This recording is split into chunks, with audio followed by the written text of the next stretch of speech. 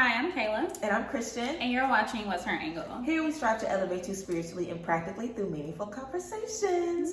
Hi everyone, welcome back. We hope you guys are doing awesome. We are in October already. I know, it's I October cannot 1st, believe it spooky is fall. season. Yes. So let's go ahead and get into some tea. Now some of this tea is a little lukewarm, you know, a little cool, but of course, let's just wrap up everything that's been going on and kind of, come together with some things we've been seeing in the media. Yeah. If you guys follow us on Instagram at What's Her Angle, every now and then we post a media moment where we pull a few things from the tabloids and just talk about what everybody has been talking about. So let's do an episode like that today where we get into a little bit of everything that's been going on in the media, and it's been a lot. I know. So we're gonna pull a few things and get into it. So first things first, let's go ahead and talk about Erica Banks. Now, Erica Banks a few weeks ago got caught on her close friends trial. Yeah. Caught on her close friends basically saying that in order to go to the club with her, basically insinuating you need a BBL, you need to be looking right, dressed right. If you aren't up to par with her standards,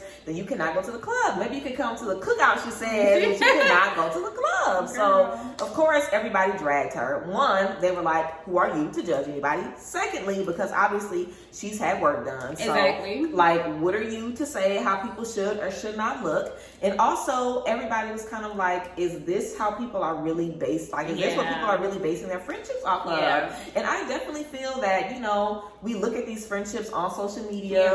We look at these different friend groups. This is what we like and this is what we want. And if you are someone that really feels like your surgery, and she's also said something before, promoting surgery, like get the BBL, get it sis, you're going to feel so much better, you're going to feel great. That's not always the case, because I know women who've gotten BBLs and still were insecure or still felt away. So it's kind of like, if your BBL did that for you, then that's okay. But don't be making these things mandatory for everybody else, especially if you want people to be in your life, because of course, we know by now, we are a grown child. So we know by now that looks do not matter. And a lot of people were saying, whatever my friend looks like, if you need some help, I'm going to help you get together. But I am not going to leave you home. And that's the real tea. Help your friend out. If you really feel your friend needs some help them out. Loan them some clothes. Get them together. Take them shopping. Help them build whatever they want to build and build their confidence. But never the energy of bullying your friends or being nasty about it. Girl, where are the friends that really just are there to make sure that you feel good, you look good, and like like spiritually, emotionally are sound?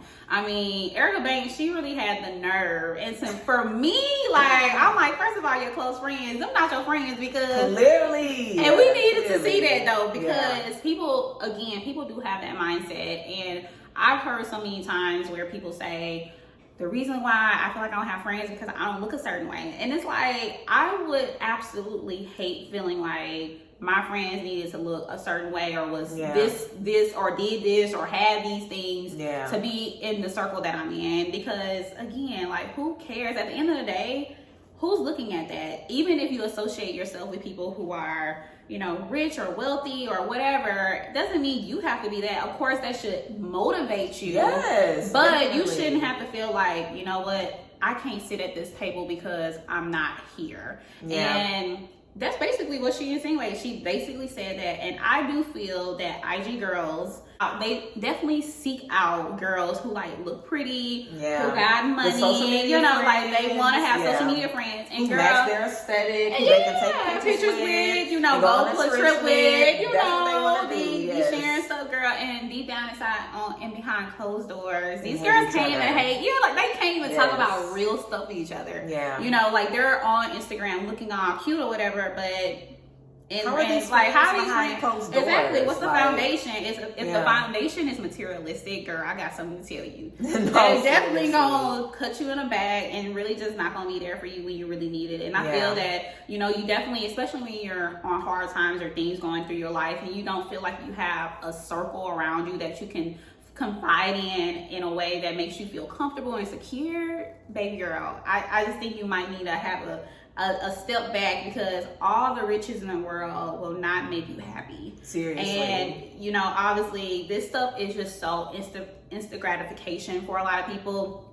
And we might feel good in that moment. When we reflect on things, I mean, it's just like, why? Like, I'm not happy. I don't feel comfortable in my space. And my friends can't do anything because they don't understand, because they just simply are not connected to me in that way. So don't listen to Erica Banks. That's all we gotta say. Because, you know, at the end of the day, you just really need friends that's going to be there for you for who you are inside, not for how you look or for not the things that you have. So, oh my God, you know, that was just really, really deep down inside to me, like, it's really girls out here that look that like think like this. And I also feel too, like, a lot of times these are things that we kind of figure out in college or in high school. It's like petty stuff. Yeah, like I remember, you know, kind of being like weird in middle school, kind of bullied, kind of strange, and then kind of in high school, you want to be with the popular girls. You want to be with the pretty girls. You want to be with the girls who everybody knows and everybody is around. And I've been in the groups with, you know, the popular girls or the girls who are always on point.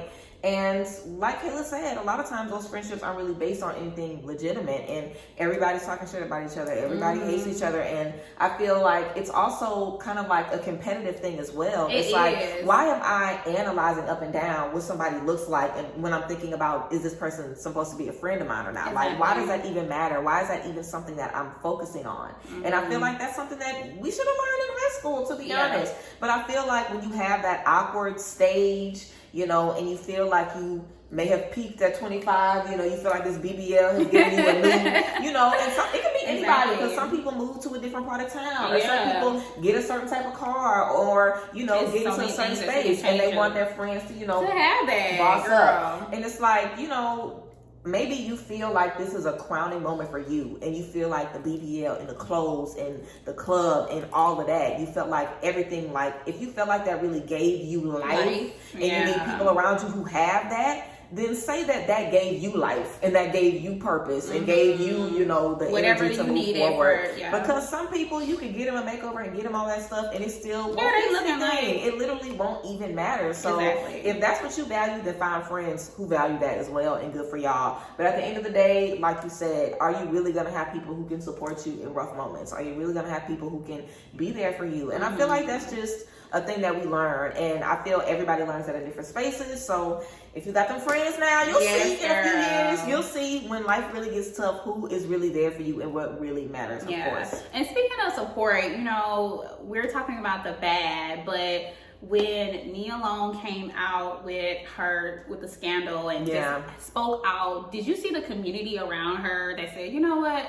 I stand with Nia Long. Like, she's never in the press. She's never in the blogs. And we see Ime Udoka, and he had, you know how like Ime Udoka, like, you know, I stand with Nia Long, but of course, and that's, you know, so sad. I feel like it'd be the quietest, most reserved. Yes, like, we don't know nothing that's going on until they love and everything gotta come out. It's something about them basketball men. It's something about the athletic men. Let's just say all of them. You know, besides Russell Wilson, we gonna give him that because he's doing right by my girl Sierra. No, seriously. But we're just seeing so many things going on in the world, and this is just one of them. You know, having scandal about your marriage, your relationship. I can only imagine how it feels knowing that she is, like you said, reserved, you know, very quiet. She really just keeps to herself, and then her whole world is being put on blast because of this scandal. She's like 50. Woman. I think she's like almost 50, and like he's like 45. He's 46. Like that's so crazy to have. And you've already settled down. You've already kind of like established like your life. You're relaxing. And you're just seeing like, about to get married. I know. Like they've been like this happens. Yeah, they've been engaged for 5 years. Well, who cares? Go at your own pace. But at the end of the day, it's just so sad that we saw that unfold and we don't really know anything else besides his side. And, you know, obviously there's some bias in there because I feel if you're going to expose this, expose it all. We you know, if you're going to give us the tea, you might as well make it hot. You know, like make it hot. Like don't make it all like, we just know a little bit. You just put a little bit of sugar and cream and it ain't ready. We want to see the tea. We need it all. What was happening?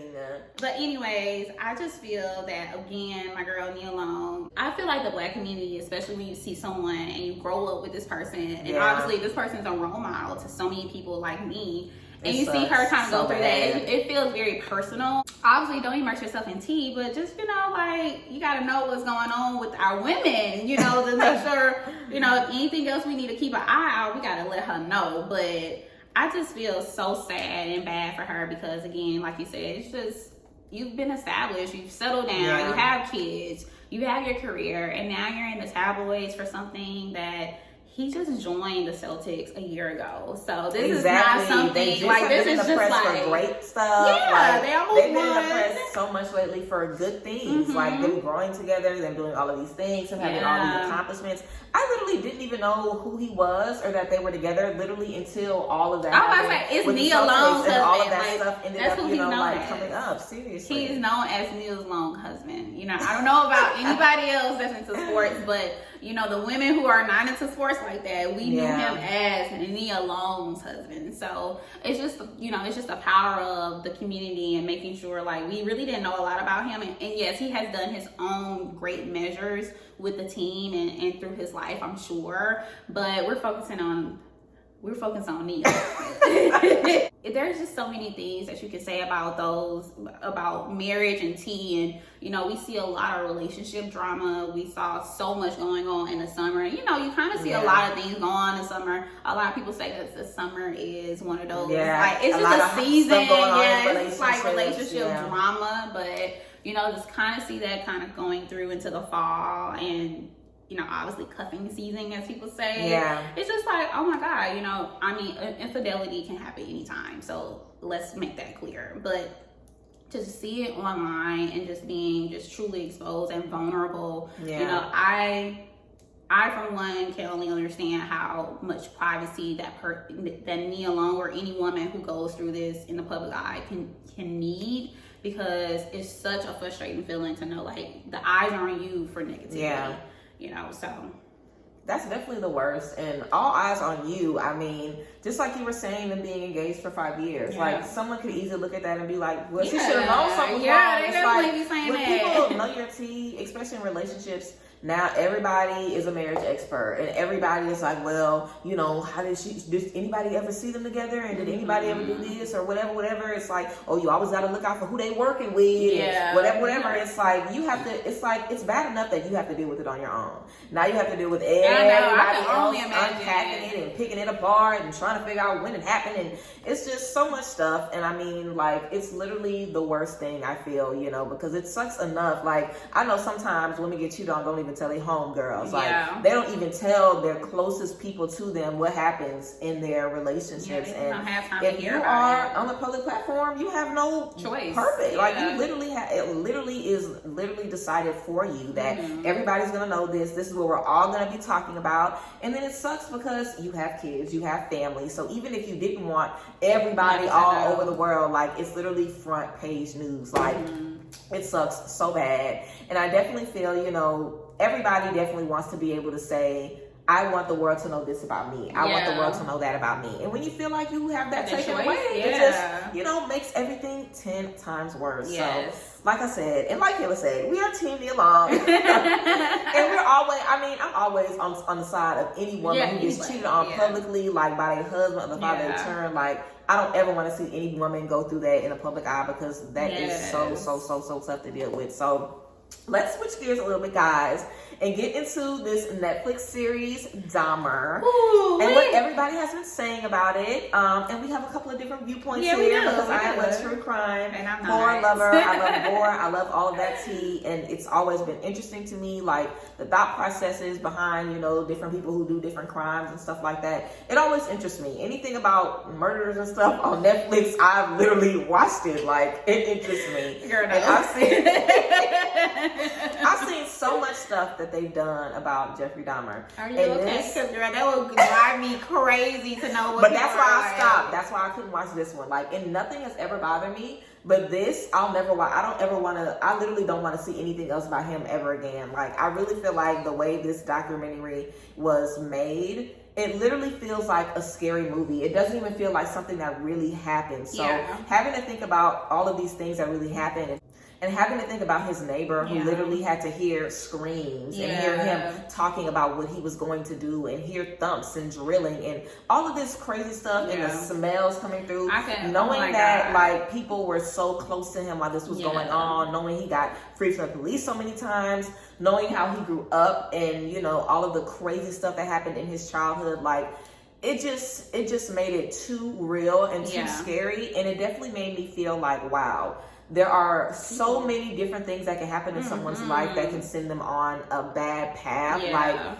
he definitely was a sick person from birth. He definitely needed to get some therapy immediately. He had a very, very, very dysfunctional family, very, very, very dysfunctional school life. There was no peace, no serenity, no order anywhere in his life. Like, I didn't see anything positive about it. Literally. I've seen other interviews from people where they've talked about, you know, having to raise themselves since they were like 10 or 12 years old and never really having parents. And it's like so much stuff happens in our childhood, and that stuff really messes up your mind for the rest of your life. And I definitely feel in the documentary, especially since they showed so much stuff from his childhood, it really put a lot of creepy stuff in perspective and definitely was just too much for me. And of course you have families of the victims and people close to the case saying that they were tired of hearing it, they were tired of people talking about it. I saw people in the comments that were like, well, just tell them not to watch it. And I thought that was a little, you know, insensitive. Because I mean, think about it, like if this was someone that personal, you knew, like if this was one of your family members, it's like,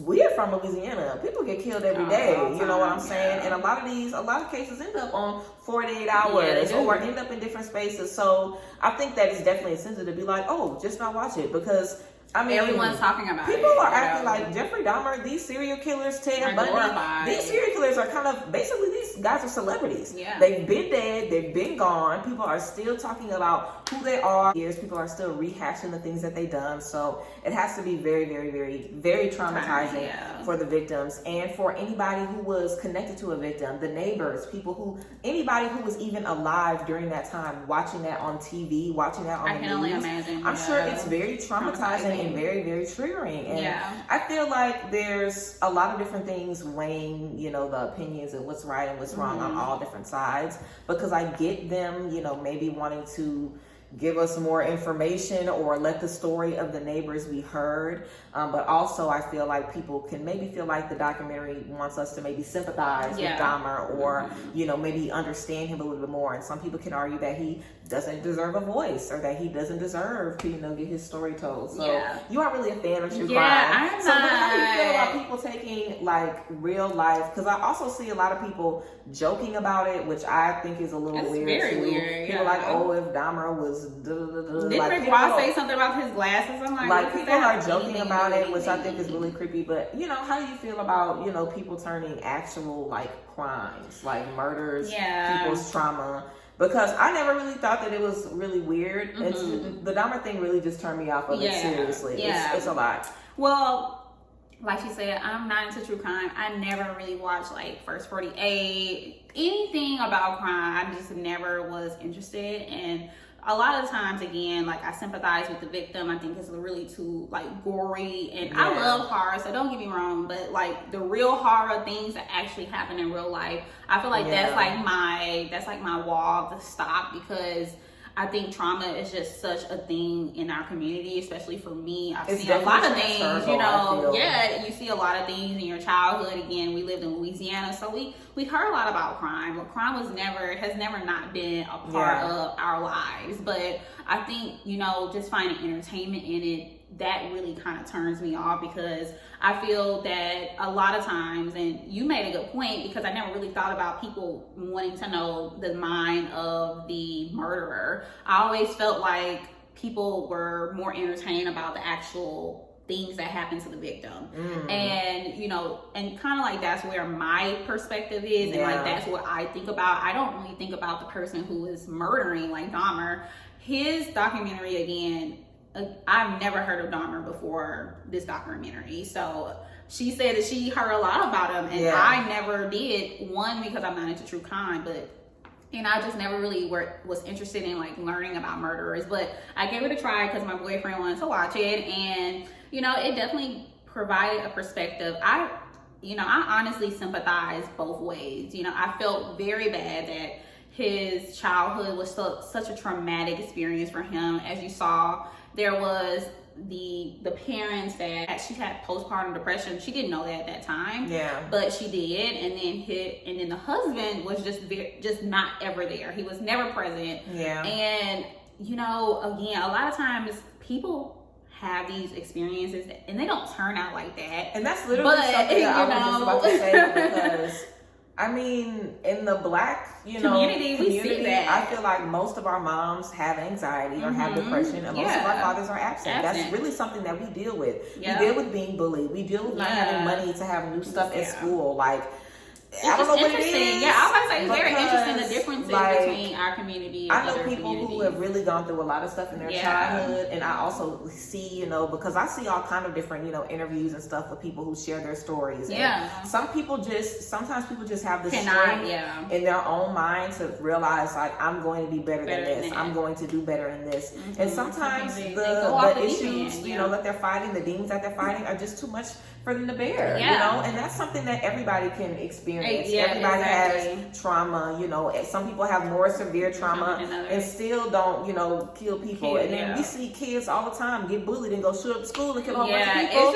It's just crazy. It's crazy how people respond to that kind of stuff. And I definitely, feel that this movie or this documentary gave another perspective, especially for the neighbors. And, again, we all know that our community experience the sparsities unlike any other community. We saw police, we saw police not listening to neighbors complain. Yeah. We saw you call the police and they shoot you, thinking that you the one that's doing the crime. You're the one. They're not listening to you. They're homophobia and just all the other things that kind of like made this into its own. I just felt like it was just a lot to bear, especially you see that. He targeted people of color, brown and Black people. He was homosexual, so he targeted other homosexuals. I also felt like he didn't know that he was really homosexual up until a certain time frame, and I think he fought those feelings for so long, and it made him angry, which a lot of times people see that in their own selves. If you are homosexual, you might not be able to accept that, and instead of you being able to like emotionally express that, you become angry because you're not like everybody else. And again, think about it being you're in the 60s or 70s. Yeah, that's when like this was still a crime. Like you were an outcast if you were homosexual. So again, you can see how like I'm kind of like sympathizing both ways. I see the traumatic things that happened for him. Like, oh my God. Was he crazy? Of course he was crazy. But do I feel like there were so many things that kind of made him that way? Yes, I do. Yeah. Do I feel that it's still wrong for him to do it? Of course. And I see that there was so much there was just so much sensitive matter that the neighbors went through. The smells, the sounds, like you would literally Which is go so scary crazy. Because like, you don't know who your neighbors are. Yeah, you don't. You could live next to people who are doing all kinds of stuff. Be nice to you and and we might even deal with that now. Like that's I feel maybe kind of made it kind of scary too, because police still kind of don't really believe us. Yeah, they don't. So imagine, a Black woman, especially. Exactly. You're a Black woman living, in a nicer area and you have neighbors doing crazy stuff. They might not ever listen to you or believe you. And think about how many people you could have saved if they would have listened to you. Like, that's really something that I know that we've experienced. Even if you feel like someone was being creepy or you feel like someone was giving you a bad vibe and you felt like saying something about it, like,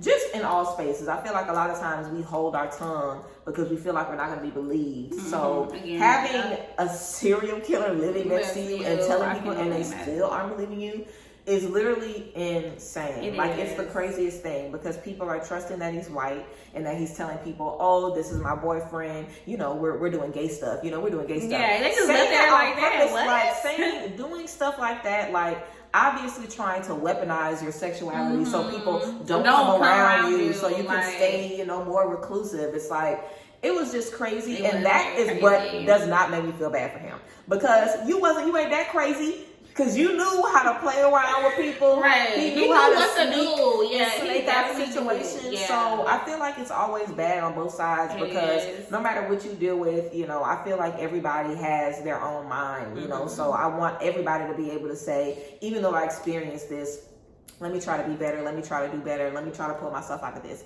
And everybody isn't strong enough for that. And everybody who's responsible for that should have to answer for that. And hopefully they will have to answer for that. Exactly. But you are also in control of whatever you do. So stuff like that is crazy. And I definitely feel, you know, as Americans, we're just kind of obsessed with we're very obsessed that with kind violence of, you know, violence. Like people are never going to stop making stuff about true crime. And there's always crazy stuff going on. So it's just unfortunate that, you know, I hope that they don't do anything else for Dahmer, to be honest, after this. I really feel like there's no other way that the story can be told. I feel like they've done what they've come to do, and hopefully we have washed our hands with that serial killer, and we do not have to get into it anymore. So keeping with the theme of TV, let's go ahead and talk about the Impact Show really quick. So the Impact Show is a new show that's coming to BET Plus. It's going to be streaming in a couple of days. This show is featuring Arrogant Tay, Ari, Jada, Desior, and Lakia. So it's basically the heavy hitters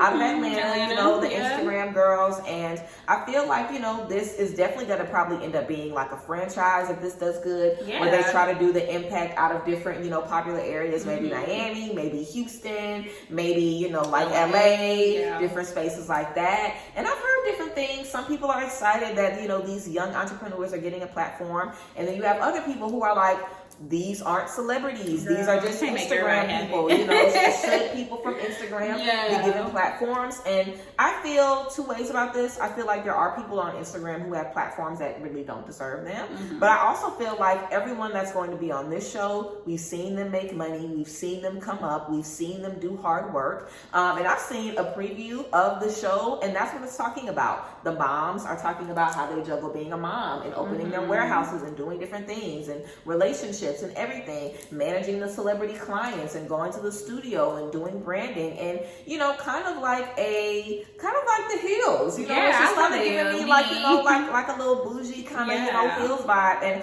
I'm here for it. You know, I like to see young Black people doing their thing and working. It's very motivating. Most of them are our age or around our age. They're in their mid to late 20s, early 30s. So that's what I like to see. You know, I want to see people like us doing our thing. And a lot of these people are definitely kind of shifting the culture, whether we want it to be shifted or not. You know, a lot of people have a lot of nasty stuff to say about Ari and about Jada, about all the girls, really. People kind of hate on all of the girls, but the girls are steady growing. The girls they haven't missed a dollar. The girls are doing it. People are talking, but people are also, you know, kind of looking. So how do you feel about, you know, like influencers kind of being broken into the reality, you know, TV space? Because reality TV is where a lot of people kind of like find new audiences and make or break. You know, it can definitely be a really good opportunity or something that kind of turns you into a joke, because we've seen people go on Love and Hip Hop. They flop. I think it's honestly just like a reversal of going on reality TV first and then being known on Instagram or Twitter, you know, or social media. So I just feel like, you know, obviously Ari and Jada and you know, Lakia, they've definitely made their name. I like Lakia. First of all, I love her music. Yes, so me, you know, I would definitely watch her. I love that she's on it. Like, she's just like different. Like, she's raw, and I really just I like that, you know. And you need to have the mixture of people that you just mentioned on that show, because you need to have a balance of people who's going to watch it for, you know, IG models or a rapper or someone who's an entrepreneur like Jada. Before she was an IG model, she was an entrepreneur. So I definitely feel that it's just a reversal of reality show, then becoming famous. They're already famous. They're just given a platform to have a deep dive of their lifestyle and, you know, the things that we really don't know, because again, we're only seeing pictures, we're only seeing the places that they go, the things that they're doing, but we don't really know the mindset it takes to actually do those things. And honestly, I mean, if the girls are getting to the coin, who am I to say like I shouldn't be proud of that, or I like all Black girls, like all Black women, I feel we should all be trying to get to whatever bag that feels like it's for us. And you know, if their bag is like being, you know, famous and having the spotlight on them, then that's on them. You know, like that's what they can flex. They know how to work a crowd. Like they know to bring in the tea. And I truly honestly don't ever see mess about them. Like Ari, I think she definitely has a strong opinion, and some people, you know, like that, some people don't. But I I don't really see a lot of times that they're they're being negative in the spotlight. Like, it's probably because they're dating a rapper and like they did something with the rapper did something to them or whatever. But I don't really see anything too crazy. So I love the idea that ladies are just being, you know, kind of like followed. And again, we see like Basketball Wives, we've seen Love Hip Hop, we've seen Housewives, we've seen older women be able to, like, you know, how they're living their lifestyle in a flourishing way. Yeah. But I would love to see, you know, girls like me and, you know, like 20-year-old, early 30s, like kind of like just making, like who's not fighting because, crazy. You know, or just kind of like got that old tea, that girl, like, I don't care about none of this, like, you know, you don't relate to me in any way. I aspire to be that way. But what about the people who are doing it like right now, our age? Like, I would love to see that, and I'm all for it. Now, BET Plus, I think you gotta pay for that, but you know, I love to watch like things that I just love to watch things that aren't really always on like just regular TV. So I might actually invest in that, because again, like BET Plus, I hear a lot of other stuff that's on there. I also think there's a show on. I think there's a show about the dancing dolls from Southern that's on that as well. So, you know, I love to just see like Black culture in a different way, a positive way, because again, I just hope it's not no mess, and I definitely don't think it will be. So I saw a preview, and the preview it really looks nice. It looked like it was very well done, and they're friends already. Exactly. So like everybody is very cordial, you know. And I feel like a lot of reality TV is a lot of fighting, a lot of rah-rah, a lot of drama. The people aren't really cool in the first place, and they don't really mind fighting and going at each other's necks. So I feel like it'll definitely bring, you know, a different energy to the space. I'm sure there will be disagreements, but I feel like, you know, we'll see something different on reality TV that we haven't seen before. All right, guys, we hope you guys enjoyed this video today. Let us know what was your favorite piece of tea, and what's some things that you guys have been seeing over the last couple of months. I feel like there literally is something new that's happening every single day, but I am so excited to see everything unfold and to see whatever is going to be going on for the rest of this year. So so make sure you guys check us out on Instagram at What's Her Angle. Make sure you let us know down below again, what was your favorite piece of tea? Share something that you know heard about, or share, you know, how you feel about what's going to be going on and the things that we talked about. So yes, we appreciate you guys so much, and we thank you guys for being here as always. Bye ladies.